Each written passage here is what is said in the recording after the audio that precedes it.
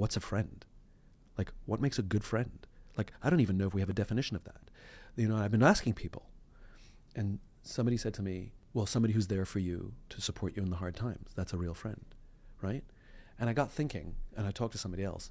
She has a friend who she calls Mr. Schadenfreude because he seems to love when things go wrong. So in hard times, he's always there. He's always there in hard times. He gives the shoulder to lean on. He's giving advice. But in good times, he's nowhere to be seen. And so what happens is it creates this horrible sort of codependent relationship that you want to keep the hard times because that wonderful human being is always there, so you never want to let go, and you become codependent. And so you realize that there's something called a fair-weathered friend who's only there in the good times, but be equally cynical and suspicious of the foul-weathered friends who's only there in the hard times because somehow it makes them feel good about themselves, but they're not there for the good times.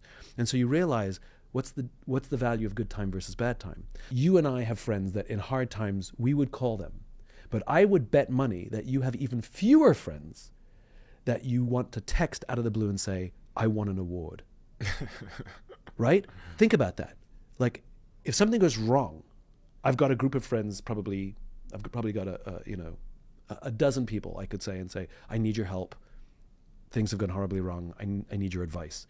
But if something amazing happens to me, that number probably shrinks down to 4. That I'm going to text out of the blue and go, something amazing happened today, and not feel like I'm bragging, not feel like I'm trying to overwhelm them or prove them that I'm better than them, but knowing that they will be so happy for me. And so I've started thinking that maybe a friend isn't just the person who's there for you in the hard times, but the person you can go to in the great times.